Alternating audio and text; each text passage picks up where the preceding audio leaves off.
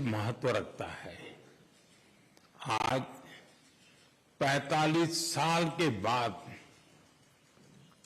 किसी भारतीय प्रधानमंत्री ने पोलैंड का दौरा किया है।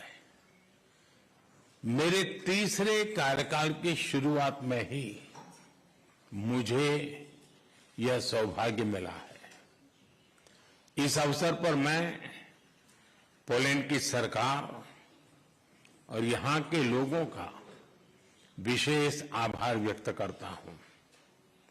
आपने 2022 में यूक्रेन कॉन्फ्लिक्ट में फंसे हुए भारतीय स्टूडेंट्स को निकालने के लिए जो उदारता दिखाई, उसे हम भारतवासी कभी नहीं भूल सकते।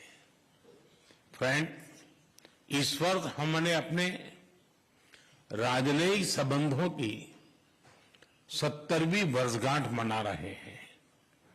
इस अवसर पर हमने संबंधों को स्ट्रेटेजिक पार्टनरशिप में परिवर्तित करने का निर्णय लिया है। भारत और पोलैंड के संबंध डेमोक्रेसी और रूल ऑफ लॉ जैसी साझा मूल्यों पर आधारित है।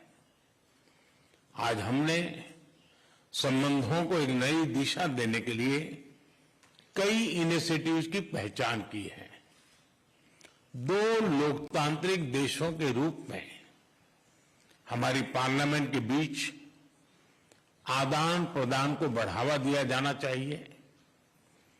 आर्थिक सहयोग को व्यापक रूप प्रदान करने के लिए प्राइवेट सेक्टर को जोड़ने के लिए काम किया जाएगा। फूड प्रोसेसिंग के लिए क्षेत्र में पोलैंड वर्ल्ड लीडर्स में से है।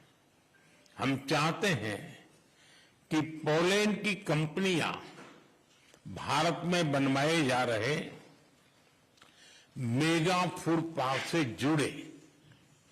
भारत में तेज गति से हो रहे शहरीकरण से water treatment, solid waste management, urban infrastructure, ऐसे क्षेत्रों में हमारे सहयोग के नए अवसर खुल रहे हैं।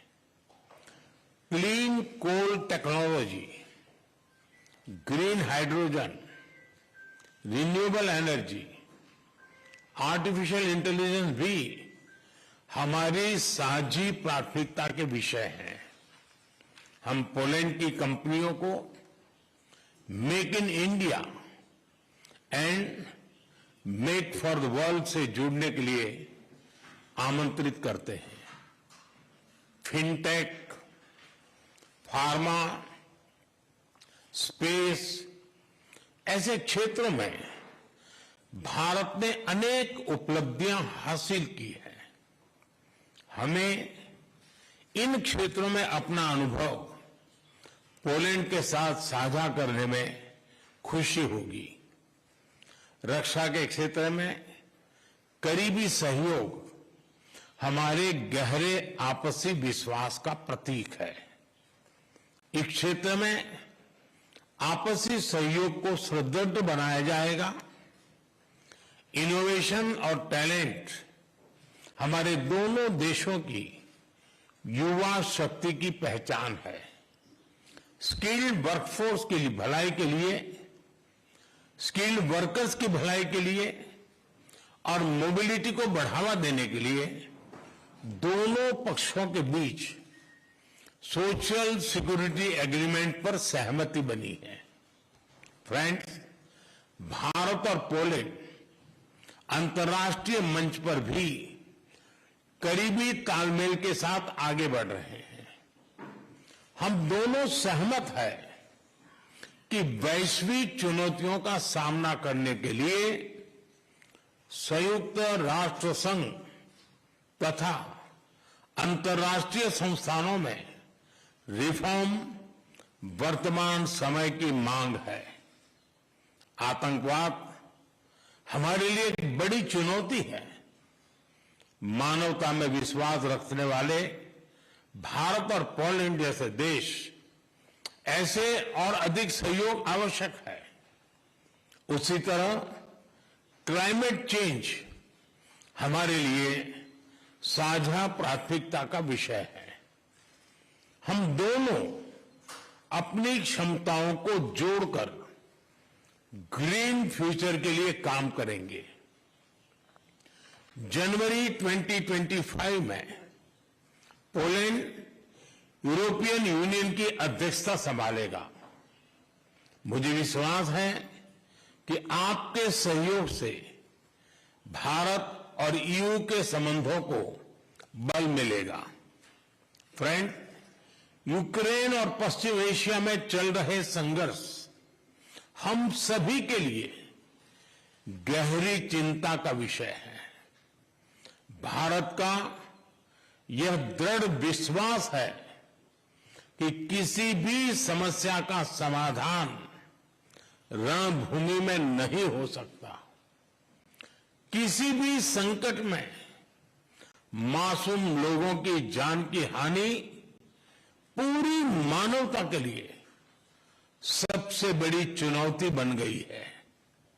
हम शांति और स्थिरता की जल्द से जल्द बहाली के लिए डायलॉग और डिप्लोमेसी का समर्थन करते हैं।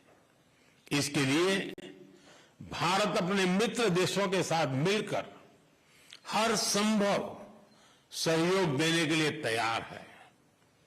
फ्रेंड्स, पोलैंड में इंडोलॉजी और संस्कृत का बहुत पुराना और समृद्ध ट्रेडिशन रहा है।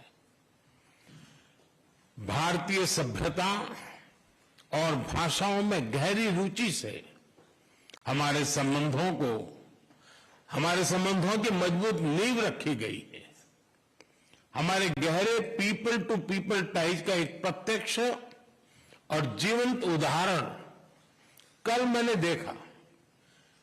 इंडियन पोल्स के दोबरे महाराजा और कोल्हापुर के महाराज की याद में बनाए गए मॉन्यूमेंट्स पर मुझे श्रद्धांजलि देने का सौभाग्य मिला।